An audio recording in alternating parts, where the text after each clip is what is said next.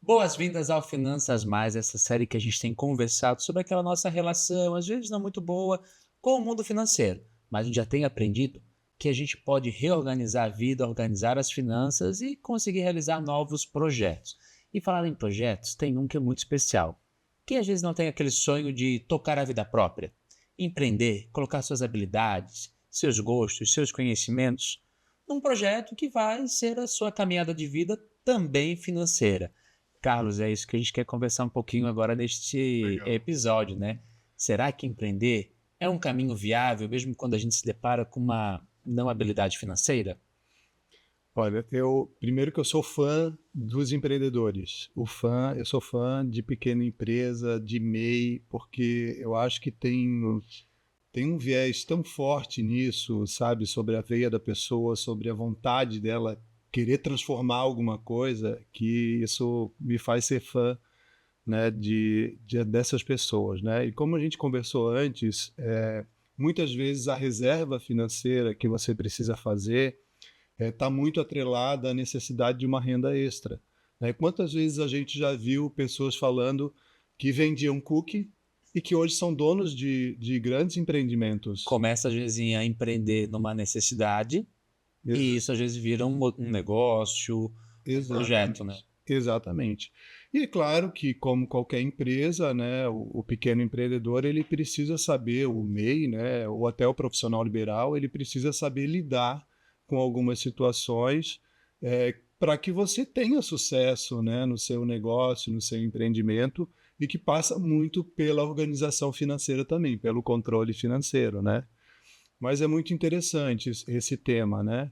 Eu estava lendo uma reportagem sobre o Banco Mundial, que o Banco Mundial, na verdade, está estabelecendo uma pesquisa agora, que deve ficar pronta até meados de 2026, onde ele está tentando pesquisar, né, observando, aí, junto com as entidades de LGBTQIA+, com o apoio do IBGE e outras entidades, né, justamente buscando aí essa pesquisa onde eles vão identificar o quanto a homofobia ou a LGBTfobia prejudica, né, a discriminação e o preconceito, né, prejudicam na produtividade e na renda das pessoas dessa comunidade. Olha só, Então, olha só que coisa fantástica. E por que isso? Porque com isso, né, pretende-se aí estabelecer algumas políticas públicas e políticas afirmativas para inserir melhor esse público, né, LGBTQIA+, no empreendedorismo. eu queria te perguntar isso, Carlos, porque a gente sabe, né? Com pessoas LGBTs, a gente vem convivendo e vai se deparando com essa realidade de pessoas que estão nos nossos círculos ou não. Primeiro que vir uma sobrevivência. A gente Sim, já falou aqui em outros episódios de pessoas LGBTs que, por exemplo, às vezes muitas vezes são expulsas de casa, perdem círculos familiares, têm dificuldade de arrumar emprego fruto da LGBTfobia. E aqui também a gente quer conversar também pessoas pretas vítimas de um racismo estrutural que também impede de ser da sua caminhada financeira, pessoas periféricas, enfim, nossas comunidades que enfrentam, como você falou, tantos preconceitos e exatamente. racismo, tendo que se virar, caminhar e desempreender é o único caminho. Exatamente.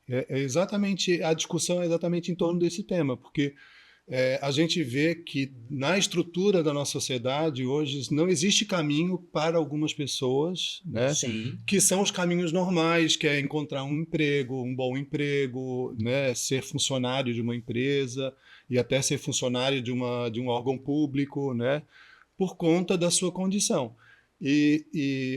O empreendedorismo, né, o virar empreendedor, não significa às vezes que é o que a pessoa quer, mas passa a ser uma necessidade para ela, porque é com aquilo que ela vai conseguir sobreviver e com aquilo que ela vai conseguir se sobressair e obter a sua renda, e né? às vezes com essa necessidade também ou se reconhece habilidades ou se desenvolvem habilidades, né? Com certeza. E aí é o lado legal da história, né? A gente vê que aí a gente tem pessoas fantásticas que se destacam nesse meio, né?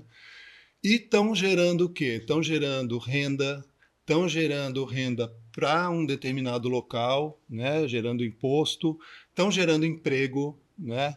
E tudo isso fruto, né, da sua habilidade, do seu esforço, desenvolvendo criatividades, né? Então, o empreendedorismo é uma coisa fantástica, é transformadora, né? E por isso que eu sou assim tão fã, né, desse público empreendedor, dessas lideranças que a gente vê também dentro dessa área. E aquele recado especial para você, né, que também deseja que trilhe esse caminho do empreender, lembrar que empreender, abrir o seu próprio negócio, como o Carlos falou, ser um microempreendedor individual ou chegar a conseguir abrir a sua pequena empresa, é você também trabalhar. Você é uma pessoa trabalhadora que vai transformando a sociedade, transformando a realidade dentro dessa caminhada que ou você escolheu ou precisou escolher. Então a gente sempre faz esse intervalo que empreender é trabalhar também.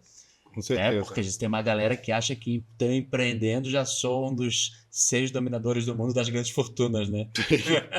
Não é muito trabalho. É muito trabalho. Fechado esse momento, eu quero te perguntar, mas como é que a gente faz na hora de empreender, Carlos? Pô, tô precisando, mas estou naquela situação que a gente já conversou em outros episódios, ou endividado, ou tenho uma reserva, mas eu não sei aonde colocar essa reserva, onde começar. Então, assim, tem uma necessidade ou tem um sonho. Qual que é o primeiro passo? Então, normalmente essas pessoas elas contam com o apoio ou de terceiros, né? Ou de um banco, ou de um sócio, ou elas mesmas vão construindo isso aos poucos, né? Como eu dei o exemplo do cookie, às vezes tem o do brigadeiro, né? Onde a pessoa começa fazendo isso em casa, da marmita, né? Começa fazendo em casa com pouco recurso que tem, né? Da sua renda, e ali ela começa a frutificar, né? Aquele recurso, ao ponto que ela precisa expandir, né? Mas daí eu tenho que olhar para aquele pouco dinheiro que eu tenho e dizer assim, vamos pegar o exemplo da marmita, que eu acho que é um exemplo bem legal. Numa vida tribulada, onde todo mundo às vezes precisa correr Precisa. para uma alimentação, né? A gente conversa Eu muito. compro marmita. Eu direto, a gente tá na rua, precisa assim Sim. pensar nisso. Beleza. Então, vou começar a fazer a marmita. Eu tenho que olhar para aquele dinheiro do que eu tenho e não posso dar um passo muito grande também, maior do que é possível, né? Começar de repente com poucas marmitas. Como é que é lá naquela hora difícil de decidir? Eu tenho umas dicas aí para passar para a galera. Então, aí isso também passa por um processo bastante interessante e que as pessoas às vezes desconhecem, né? E vale o nosso toque aqui, né, Caís, sobre isso, porque as pessoas, assim como para suas dívidas ou sua finança pessoal, você não foi educado para isso, né? Você não fez um treinamento para conduzir a sua finança pessoal. Às vezes você começa o empreendimento, né, assim, na cara e na coragem, né? Então você vai lá, monta um salão, começa a cortar o cabelo, enfim, corta cabelo em casa, né, que é um outro exemplo também na parte de estética, né? E aí, com o dinheirinho que sobra, você vai lá e compra um secador de cabelo, e aí, com o dinheirinho que sobra, você vai lá. E quando você vê, você está com o teu negócio estruturando, montando o teu negócio, mas a parte financeira você ainda não detém todo o conhecimento e utiliza-se das ferramentas que são necessárias para você, de fato, se dar bem. Né? E você, de fato, conseguir aumentar vendas, por exemplo, entendeu? Conseguir ver se a tua margem de ganho está sendo suficiente e se ela é justa, né?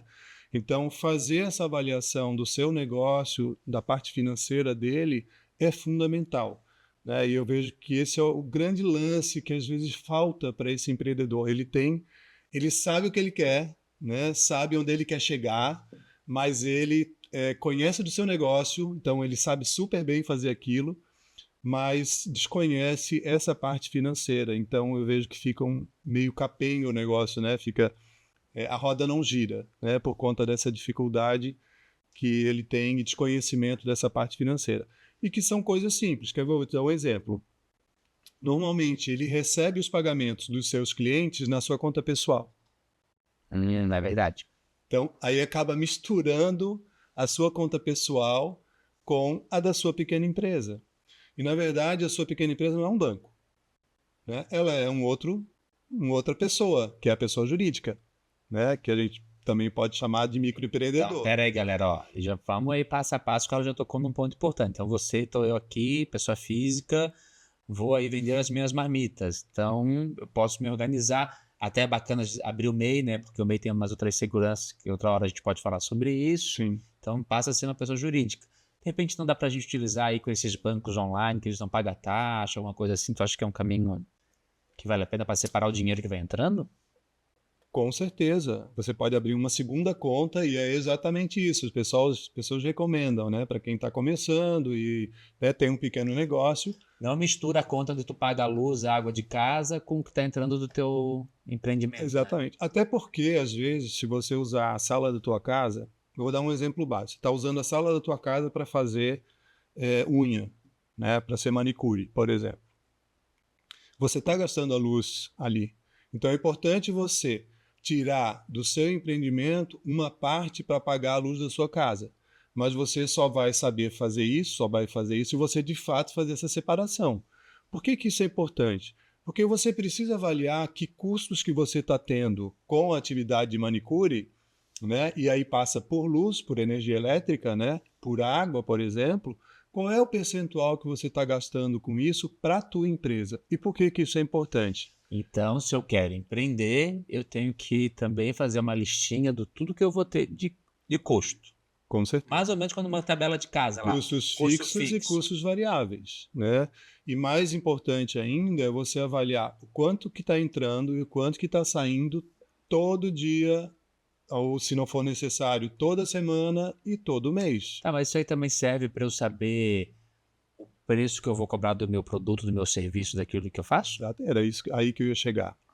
Tá, nota 10, cara. E ó, nós estamos aprendendo, galera. Nós vamos chegar lá. A nossa relação com as finanças vai ficar melhor. Não, com certeza. Então, por isso que é tão importante saber, né? Porque você consegue, então, chegar a um preço que seja compatível com os seus gastos. Já conheci clientes que um determinado produto que ele chamava de carro-chefe dele, que era o que ele mais vendia, tal, a gente foi fazer a precificação, a gente viu que ele não estava ganhando nada. Muito pelo contrário, ele estava pagando por aquele produto. Claro, ele vendia outros, né? Outros produtos seus ali eram vendidos, mas daqueles produtos. Mas aquele produto que era o carro-chefe, que ele achava que estava ganhando, ele não estava ganhando nada. Então, saber exatamente o que você está colocando de gastos, né, para a construção daquele produto, que a gente chama de precificação, é um ponto assim extremamente estratégico e importante. Então, se eu, por exemplo, né, essa caneca linda do Finanças Mais que o Douglas preparou para gente. Então, aqui se eu faço estampa de canecas, então eu tenho que saber todos os custos fixos que eu compro essa caneca de alguém e tudo mais, a máquina que vai fazer a estampa, vou botando tudo isso, inclusive a minha margem que eu vou ter de lucro dessa caneca final. Com certeza. E aí, grosseiramente, são é mais ou duas coisas menos também. isso. A gente tem os custos fixos disso, que é aquilo que você vai gastar realmente para fazer a venda do teu produto. Todo mês, independentemente se você vender ou não, você vai ter aquele gasto. Né? O exemplo da luz é melhor, porque a luz você vai estar com a luz acesa, se você vender ou não, você vai estar gastando. Então, é o teu custo fixo. Mas, por exemplo, se você for fazer uma entrega dos teus produtos e pagar o transporte, o frete, você vai pagar o transporte, você só vai pagar aquele transporte se você vender. Então, é um custo variável. Você concorda? Porque se você vendeu 10 vezes, você tem um custo. Se você vendeu 2, você vai ter outro. Se você não vendeu, você nem vai ter aquele custo. Né? Ou se você não usou um Uber ou um frete, você também não vai ter aquele custo. Então, é o que a gente chama de custo variável. Saber também separar custos fixos e custos variáveis também é um passo importante, né, nessa decisão estratégica sobre a tua tomada de decisão, né, sobre os próximos passos para as tuas vendas. Bom, então a gente tem aprendido aqui com o Carlos que empreender é um caminho que muitas vezes surge de um sonho, de um projeto ou de uma necessidade. Então a gente identifica habilidades, potencialidades ou necessidades ao meu redor de questões de serviços que eu possa ofertar para começar a trilhar esse caminho. Me organizo como uma pessoa jurídica, depois paro para pensar do custo, né, do preço, enfim, desse serviço ou desse produto que eu vou colocar para rodar, lembrando que tem uma tabela gigante aí de questões fixas, variáveis, que eu preciso me organizar para entrar nesse mundo do empreender. Feito tudo isso, para a gente caminhando nessa reta final, qual que é outro segredo valioso para essa decisão de empreender como uma maneira ou de sobrevivência ou de uma nova jornada de vida? O que eu acho que mais inspira as pessoas é quando a gente começa a estabelecer desafios e metas para elas, né? Então, quando você estabelece junto com a pessoa onde é que ela quer chegar, né? Qual é o seu sonho para aquele empreendimento, eu acho que isso contribui demais para que ela consiga atingir, sabe? Isso não tem a ver com planilha, não tem a ver com somar, tem a ver com o seu sonho, com a sua emoção. Então, eu acredito que isso assim, faz toda a diferença, né? O quanto você vai ser aguerrido e o quanto você vai buscar, né, compreender todo esse processo. Até porque a vida já é uma batalha. A vida não é tão simples, ela é dureza. Então, se a gente Beleza, não conseguir se identificar, colocar emoções, com realizações, certeza. às vezes, Tem né? um caso de uma. Eu vi uma reportagem aí, que na verdade também é sobre uma pesquisa, né, que foi feita para esse público, né, muito pautada na questão de políticas públicas para atender o LGBTQIA+, de um caso muito legal que é de um cidadão, o nome dele, se não me engano, era Marcelo, que ele era engenheiro e, sendo da comunidade, né, ele se sentia muito seguro em prestar serviços para a própria comunidade por ser gay, né? E ele era engenheiro e ele montou uma empresa de prestação de serviços domésticos, né? Como encanamento, energia, enfim, fazer esse tipo de serviço que é o faz tudo, né? Que a gente Sim, tem aqui.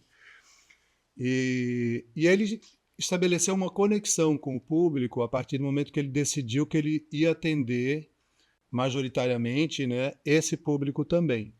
E ele despertou para vamos dizer assim, um nicho de mercado que é dentro da própria comunidade, né, que gerou essa conexão, que são pessoas lésbicas, trans, gays, que não se sentiam seguras com um hétero dentro de casa fazendo serviço, né?